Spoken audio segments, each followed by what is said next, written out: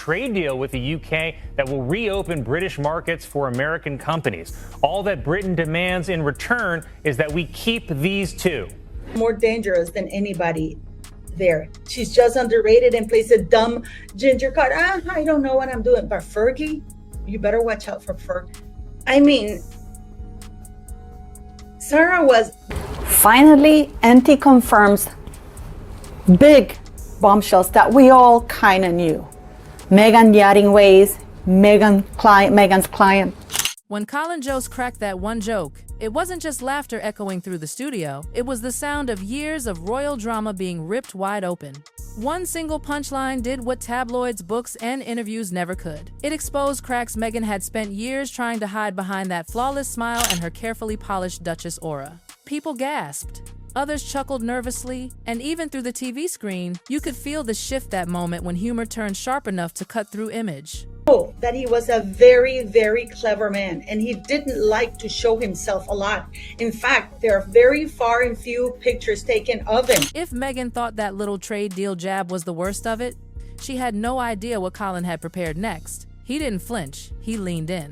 You could see it in his face, that glint of satisfaction that only comes when a comedian knows he's just stepped into dangerous territory and isn't backing out.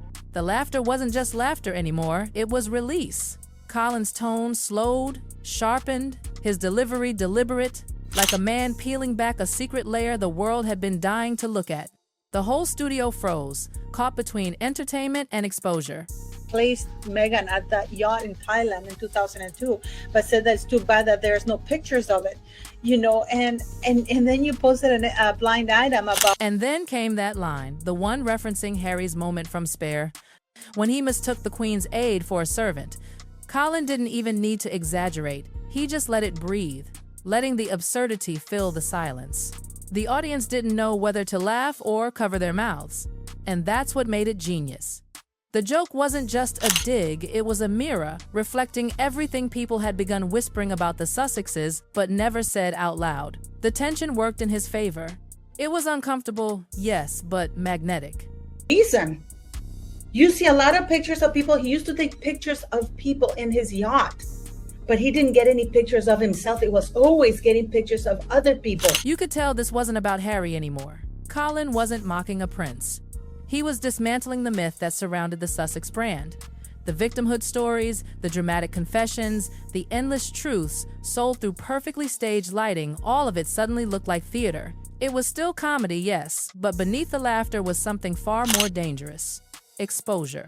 Colin's routine didn't just make people laugh. It made them see, and once you see through the performance, you can't unsee it. Between Meghan and Epstein. And there's a particular girl that Meghan Markle was on a yacht with. That was one of... Then he dropped the line that made even longtime SNL fans blink twice, the one about children not knowing who their daddy is. It was raw, ruthless, and absolutely intentional. You could practically hear every publicist in Los Angeles drop their coffee. That wasn't a punchline, it was a signal. A declaration that America had stopped treating Meghan like royalty in exile. The gloves were off, and the laughter carried teeth. And once they were there, that's how he got around. This is the kind of individual this man was. That's how he got around. So many have said... What Meghan didn't realize, or maybe refused to accept, was how one televised joke could rip open vaults she thought were sealed forever. Within hours of Colin's segment going viral, the internet caught fire. Humor turned to ammunition. People weren't just laughing, they were remembering. And what they remembered were those old whispers she'd spent her entire career dodging the yacht stories. Borrowing money. And yet, try hard as I might, I haven't been able to find a public, listen to what I'm saying, a public... They weren't new. They'd been floating through Hollywood parties and gossip blogs for years, half believed, half denied, always dangerous. Meghan had brushed them off, hoping time would bury them. But the thing about gossip is that it never dies. It just sleeps until someone mentions it again. And that SNL joke, it was the alarm clock. Suddenly, denial looked performative, and silence felt like confirmation. SNL never mentioned yachts. It didn't have to. The internet did the rest. Memes, blind items, old blog screenshots, everything came flooding back. Threads lit up with people connecting dots nobody had permission to connect. hashtags reemerged like ghosts, screenshots of decade-old rumors resurfaced. Former assistants and extras began commenting, "I always heard stories. It wasn't about truth, it was about possibility. And online, possibility is power." Meghan had seen this pattern before, watching other women lose their reputations to it. But now, for the first time, she realized her own past wasn't staying politely in the past. The chaos began exactly 48 hours later when new vintage yacht photos exploded across timelines. Nobody knew who posted them. No major outlet touched them. They just appeared: sunlit decks, champagne glasses, oversized hats, women posed for men's eyes, and at the center, a woman who looked too much like Meghan. Real or fake, look-alike or truth. Nobody cared. The resemblance was enough. What mattered wasn't accuracy, it was the contrast. The Meghan who gave TED-style talks on empowerment was suddenly side by side with a woman lounging on a billionaire's yacht. The same internet that once crowned her as a feminist icon was now tearing her down with surgical cruelty. Then came old quotes about possible witness lists in certain powerful circles. The rumor wildfire had found gasoline. This was no longer PR territory, this was panic territory. Her team went silent. Not the usual strategic silence, but stunned, terrified, quiet. They didn't deny, they didn't explain, because even they didn't know how to begin. The internet had already chosen its truth, and once the mob decides your story, even facts can't save you. That's when Reddit turned into a lab, TikTok into a courtroom, and YouTube into a documentary factory. People compared jawlines, wrist sizes, lighting angles. They stitched theories into timelines, turning speculation into certainty. Traditional media stayed silent not to protect her, but because anything involving yachts, elites, and sealed records sends legal teams into cold sweats. But online creators? They don't have legal departments. They have followers, and followers reward audacity. The silence from mainstream outlets only made things worse. People online took that quiet as proof, not caution, not legality, but proof that something real was being hidden. If it wasn't true, they said, why isn't anyone denying it? Meghan wasn't just running from a rumor anymore, she was running from a narrative that had already escaped her control. By the weekend, her carefully painted Duchess image had melted into something unrecognizable. Her followers, once protective, grew hesitant. Every glossy photo now looked staged. Every podcast sounded rehearsed. Even her old speeches, the ones about strength and womanhood, were replayed with a new, mocking tone. What used to sound inspiring suddenly felt manipulative. The illusion that once held her brand together began to crack, piece by piece. Inside Montecito, the mood shifted fast. That mansion, usually glowing with curated calm, turned into a command center of panic. Assistants whispered behind closed doors, phones buzzed non-stop, and nobody knew what to say publicly. Meghan, who was always the planner, the strategist, the perfectionist behind every move, suddenly pulled away. No appearances, no interviews, no accidental paparazzi strolls in white linen and coffee cups. She just vanished. Her team didn't know whether to issue a statement or stay quiet. Every draft felt dangerous. Every sentence could be twisted. PR meetings turned into arguments. Lawyers hovered like vultures, and someone reportedly muttered the sentence that became Montecito's whispered truth. We thought silence was strength. Now it looks like surrender. Meanwhile, Harry tried to keep normal routines, morning runs, school drop-offs, friendly smiles, but even he couldn't hide the exhaustion. People close to them noticed it, the tension in his shoulders, the short answers, the distracted stares. He wasn't laughing much anymore. He carried himself like a man standing in a storm, waiting for the next bolt to strike. Online, the investigation only grew. Threads multiplied. Every shadow of Meghan's past, every photo, every interview, every tiny inconsistency became evidence. When fans start feeling like detectives, it's over. They weren't debating facts anymore, they were dissecting her identity. That was the terrifying part. The question wasn't what Meghan did, it was who Meghan really was. That's the kind of narrative shift no public figure survives easily. For years, she'd reinvented herself from TV actress to duchess, duchess to activist, activist to brand icon. Reinvention had always been her weapon.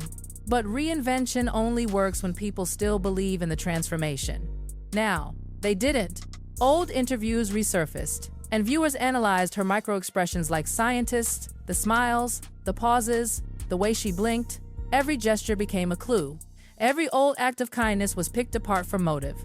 The world stopped seeing Meghan the humanitarian and started seeing Meghan the strategist. When the audience senses strategy, the magic breaks. That was the start of her real nightmare. Not the memes, not the jokes, but the realization that she couldn't make people believe her anymore. The public had taken ownership of her story, and once that happens, you can't take it back. Inside those Montecito walls, she reportedly stopped sleeping. Her phone never left her hand. Calls with her team lasted hours, looping through the same question: how do we get ahead of this?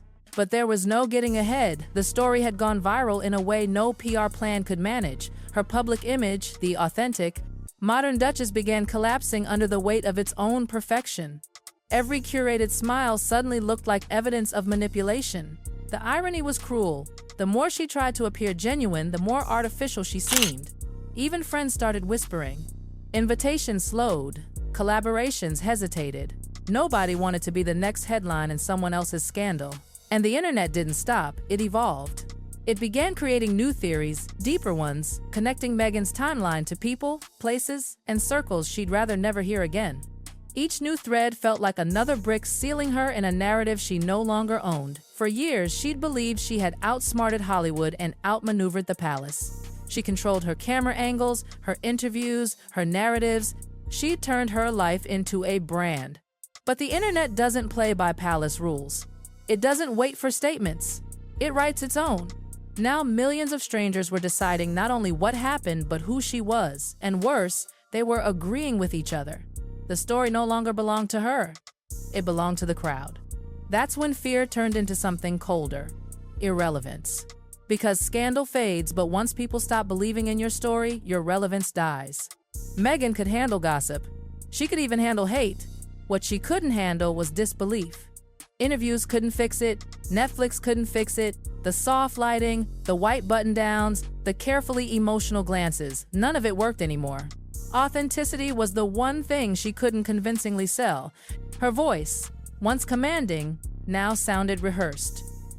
Her expressions, once emotional, now looked calculated. The Duchess, who once ruled the world's attention, had become a subject of pity, curiosity, and cruel fascination all at once. And then, just as the online fire reached its peak, whispers began across the Atlantic. Something about sealed documents, a quiet royal flight, and names that hadn't been spoken publicly in years. Nobody could confirm, but everyone speculated. Some pointed toward Andrew, others whispered of private investigations, of witness lists that once included names better left buried. And among them, Meghan's name began to circulate again. It was the perfect storm, the palace tightening its walls while the public tore down hers. And the timing? Disastrous. Just as she was losing control of her image, the idea that official records could connect her to anything scandalous, even hypothetically, made her silence look like guilt. Her nightmare wasn't a late-night joke or an internet rumor anymore.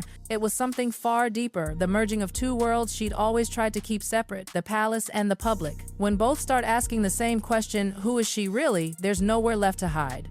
She could survive gossip, she could survive scandal, but no one survives when the world stops believing the story you're selling. And that's exactly what was happening. People weren't laughing anymore, they were analyzing. They weren't curious, they were convinced. Meghan's biggest weapon, her ability to shape perception, had turned against her. The internet had rewritten her biography, one tweet at a time. Behind closed doors, even her team began to fracture. Some argued for a rebrand, others begged for silence. There were rumors of PR firings, of phone calls to old contacts in Hollywood begging for advice. But the truth was, the damage wasn't just public, it was personal. She had built her entire identity on being the woman who controlled her own story. Now, she couldn't even control the hashtags under her name. The cruel part? It wasn't one big event that broke her. It was the slow erosion, the way every joke, every rumor, every old image layered on top of the next until her image couldn't hold. Like fog creeping in until you can't see the coastline anymore. And then the realization hit, maybe the world didn't misunderstand her. Maybe it had simply stopped caring. That's the true nightmare. Not being hated, but being unbelieved. As she stared out from her glass walls, watching the California sun fall over the hills, Meghan must have felt it, that invisible weight of being known by everyone and understood by no one. The laughter from that one SNL night had echoed across oceans, turning into whispers, headlines, theories. And now, it wasn't about Colin Jost's joke anymore. It was about what it revealed, a truth she couldn't script or control. Because when a public image collapses, it doesn't crash with noise.